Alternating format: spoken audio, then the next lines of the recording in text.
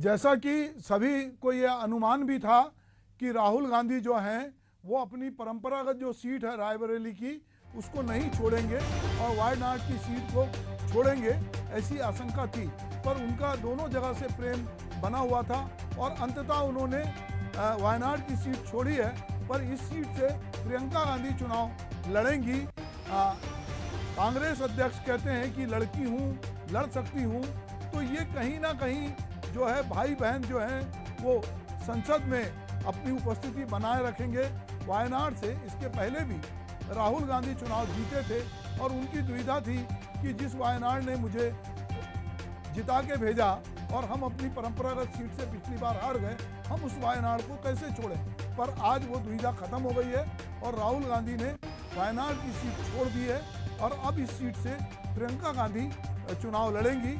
वैसे भी यदि हम देखें तो जो केरल है वो एक प्रकार से कांग्रेस के लिए बहुत गढ़ की तरह है, सुविधाजनक जगह है जहां से प्रियंका गांधी का जीतना तय है। अभी बीच में पिछले दिनों राहुल गांधी ने कहा था कि यदि प्रियंका गांधी बनारस से चुनाव लड़ती तो मोदी जो हैं जो बहुत कम वोट से जीते हैं उनको चुनाव जीतने में मुश्किल होती। अब चूंकि प्रियंका गांधी वायनाड से चुनाव लड़ेंगी और राहुल गांधी ने रायबरेली की सीट अपने पास रखी है। सोनिया गांधी ने रायबरेली की जनता से बहुत मार्मिक अपील की थी जब राहुल गांधी वहां से चुनाव लड़ रहे थे कि मैं आपको अपना बेटा सौंप रही हूं। तो जब एक माँ ने वहां के मतदाताओं को अपना बेटा सौंपा था तो तभी ये लग गया था कि राहुल गांधी रायबरेली की सीट नहीं छोड़ेंगे और वायनाड की सीट छोड़ेंगे। पिछले दिनों उन्होंने रायबरेली और वायनाड दोनों जगह जाकर लोगों को संबोधित किया और अपनी दुविधा भी बताई कि मैं दोनों जगह रहना चाहता हूं, पर नियम ऐसा है कि मुझे एक सीट छोड़नी पड़ेगी। आज उन्होंने वायनाड की सीट छोड़ते हुए ये भी कहा कि मैं वायनाड आता जाता रहूंगा और मेरी बहन प्रियंका जो है वो चुनाव लड़ेगी। इसकी बात खड़गे जी ने कही है कि प्रियंका गांधी जो है वो वायनाड से चुनाव लड़ेगी। तो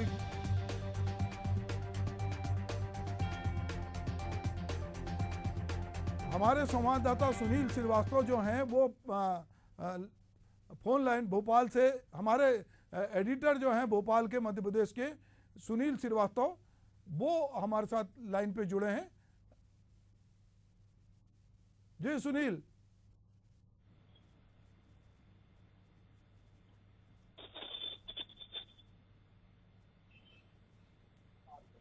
सुनील मेरी आवाज अब तक आ रही है? हाँ जी सुभाष जी। हाँ सुनील, मैं ये कह रहा था कि राहुल गांधी ने वायनाड सीट छोड़ दी है और वो रायबरेली से ही सांसद बने रहेंगे और प्रियंका गांधी जो है वायनाड की सीट से चुनाव लड़ने जा रही हैं। ये इस पूरे समीकरण को आप या इस घोषणा को किस तरह से देखते हैं? देखिए सुभाष जी, लगभग तय हो गया था उसी दिन जब राहुल गांधी दोनों जगह से चुनाव जीते थे और राहुल गांधी ने संकेत भी इसी प्रकार से दिए थे कि उत्तर प्रदेश की जनता को थैंक यू बोला था और वायनाड की जनता का आभार जताया था। और उसके बाद क्योंकि 5 साल तक सांसद राहुल गांधी वहां से रहे हैं और चुनाव जीतने के बाद वहां वायनाड जाकर भी उन्होंने मतदाताओं का आभार जताया था। और क्योंकि ये सबसे बड़ी, राहुल गांधी ने खुद कहा था कि वो दोनों जगह से सांसद रहना चाहते हैं, लेकिन संवैधानिक नियम कायदे हैं, उन प्रक्रियाओं का पालन करना पड़ेगा और इसीलिए एक संसदीय क्षेत्र से उनको इस्तीफा देना पड़ेगा। और ये माना जा रहा था कि राहुल गांधी रायबरेली से सांसद रहेंगे और वायनाड सीट छोड़ेंगे। उसके राजनीतिक मायने अगर हम देखें तो क्योंकि उत्तर प्रदेश में जिस प्रकार से प्रदर्शन रहा है यूपीए का, उससे काफी इंडिया जो गठबंधन है उसका जो प्रदर्शन रहा है उससे चाहे इंडिया गठबंधन के जो संगठक दल हैं वो काफी उत्साहित हैं। और राहुल गांधी ये नहीं चाहते कि उत्तर प्रदेश पर जो समाजवादी पार्टी या कांग्रेस के साथ जो गठबंधन है उसकी जो पकड़ मजबूत हुई है उसको किसी भी प्रकार से कोई ढील दी जाए। तो यही वजह है कि राहुल गांधी, ये माना जा रहा था कि रायबरेली को अपने पास रखेंगे और क्योंकि उत्तर प्रदेश के जो विधानसभा चुनाव होंगे तो अखिलेश और राहुल की जोड़ी वहां पर एक बार फिर इसी करिश्मे को दोहरा पाए, विधानसभा की अच्छी ज्यादा से ज्यादा सीटें लाएं। और यही वजह है कि राहुल गांधी, क्योंकि गांधी परिवार अमेठी और रायबरेली ये दोनों सीटें रही हैं गांधी परिवार की और गांधी परिवार के कोई ना कोई सदस्य इन सीटों से जीतते रहे, लेकिन पिछले साल जब विधान लोकसभा चुनाव हुए थे उस दौरान अमेठी से राहुल जी हार गए थे। और ये मतलब अब यहाँ पर सियासी मायने निकाले जा रहे थे कि रायबरेली से अगर राहुल जीतते हैं तो फिर वायनाड से प्रियंका या फिर कई लोगों ने, अगर हम कहें सूत्रों के साथ मुकाबले, ये जानकारी आ रही थी कि रॉबर्ट वाड्रा भी वहां जा सकते हैं। लेकिन क्योंकि गांधी परिवार ये संदेश भी नहीं देना चाहता था वायनाड की जनता को कि गांधी परिवार ने वायनाड को ऐसे ही छोड़ दिया, और यही वजह है कि राहुल गांधी के बाद अब प्रियंका गांधी वायनाड से चुनाव लड़ेंगी और वहां का नेतृत्व करने की, क्योंकि कांग्रेसी सीट है, बैकग्राउंड अगर वायनाड का हम देखें तो कांग्रेस प्रभाव वाली सीट है, तो ये माना जा रहा है कि अगर प्रियंका वहां से चुनकर जाती हैं तो सदन में प्रियंका और राहुल एक सुर में, क्योंकि इम्प्रेशन अगर हम देखें, चाहे लड़की हूं लड़ सकती से लेकर तमाम कैंपेनिंग प्रियंका गांधी की बहुत अच्छी रही है, चाहे उत्तर प्रदेश की बात करें। हालांकि परिणाम उस प्रकार से नहीं आए हैं जिस प्रकार से वो कैंपेनिंग की गई थी, लेकिन अगर हम देखें तो धीरे धीरे ही परिणाम आते हैं सुभाष जी प्रयास करने के बाद, और यही वजह है कि प्रियंका अगर वायनाड से सांसद चुनी जाती हैं तो विपक्ष और भी मुखर और मजबूत होगा। और ये मैं ऐसे कह सकते हैं सुनील कि ये 1 और 1 11 होंगे मिलकर, भाई बहन मिलकर, क्योंकि पिछले दिनों जब राहुल भाषण दे रहे थे तो वो कह रहे थे कि मेरी जीत में मेरी बहन की बड़ी भूमिका रही है, और देखिए वो पीछे छुपी हैं और उन्होंने फिर मंच पे बुलाया और भाई बहन ने एक दूसरे को गले लगाया। तो ये कहीं ना कहीं हम ये देखते हैं कि राहुल गांधी के साथ प्रियंका गांधी जो है कंधे से कंधा मिला के काम करती हैं। रायबरेली की बात करें, चाहे अमेठी की बात करें, अभी चुनाव प्रचार के दौरान राहुल गांधी जितना नहीं जा पाए, प्रियंका ने लगातार वहाँ दौरे किए, लोगों से बातचीत की, लोगों से कनेक्ट की। तो ये कहीं ना कहीं ये लग रहा है कि ये जो भाई बहन हैं ये भारतीय राजनीति में अपने जो नेहरू हीरा है या गांधी जिसको कहें इंदिरा गांधी या राजीव गांधी हीरा को लौटाना चाहते हैं। उसके लिए इनको पता है कि इनके पास अभी उम्र भी है और जज्बा भी है और ये भारत जोड़ो यात्रा भी कर सकते हैं। तो लगातार ये कहीं ना कहीं ये अभी जो 99 पे कांग्रेस आई है उससे बहुत उत्साही हैं, इंडिया गठबंधन की जीत से उत्साही हैं, और भाजपा के विजय रथ को बीच में रोकने से भी ये उत्साही हैं। और ये कहीं अपने सभी लोगों के बीच, जैसा आपने कहा कि खास करके यूपी में ये मैसेज देना चाहते हैं, क्योंकि यूपी से 80 सीटें होती हैं और यूपी से ही प्रधानमंत्री की रेस शुरू होती है। नरेंद्र मोदी भी गुजरात छोड़ के यूपी बनारस आते हैं और चुनाव लड़ते हैं। उसके पहले भी हम देखते हैं, चाहे इंदिरा गांधी हों, चाहे जवाहरलाल नेहरू हों, लाल बहादुर शास्त्री हों, ये बहुत सारे दिग्गज नेता जो प्रधानमंत्री चौधरी चरण सिंह हों, ये सब लोग जो हैं कहीं ना कहीं, चंद्रशेखर हों, ये सब यूपी से निकल के जाते हैं। तो हमारे देश की राजनीति में यूपी जो है वो बड़ा रोल प्ले करती है, और इस बार भी बीजेपी को स्पष्ट बहुमत से रोकने में यूपी ने ही बड़ा रोल प्ले किया है। सुनील।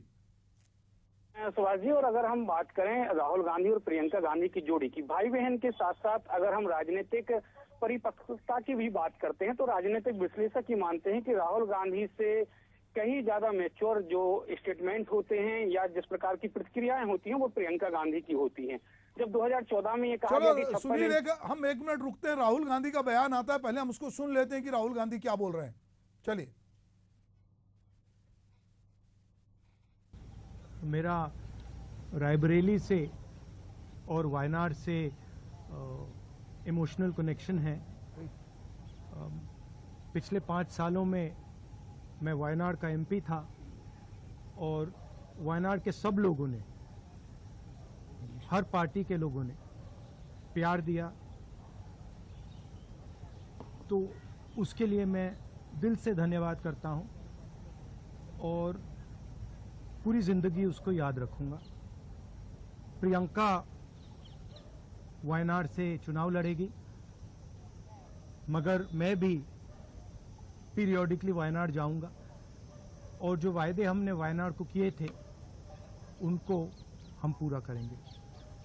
रायबरेली का पुराना रिश्ता है, काफ़ी खुशी हो रही है कि मैं उनको फिर से रिप्रेजेंट करूंगा, मगर आसान निर्णय नहीं था, मुश्किल निर्णय था क्योंकि जुड़ाव दोनों के साथ है।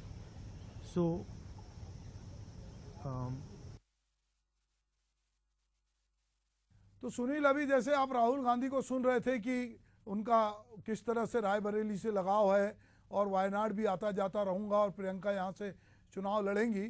तो अब जब ये जितने उपचुनाव होंगे जहाँ जहाँ से भी लोग अगर मान लो शिवराज सिंह मध्य प्रदेश से सांसद बन के गए हैं तो विधानसभा के चुनाव होंगे, यहाँ से बृजमोहन अग्रवाल सांसद बन के गए हैं तो विधानसभा के चुनाव होंगे, और जहाँ से सांसद दो जगह से मुझे लगता है कि देश में अकेले राहुल गांधी हैं जो दो जगह से सांसद हैं और दोनों जगह से चुनाव जीते हैं।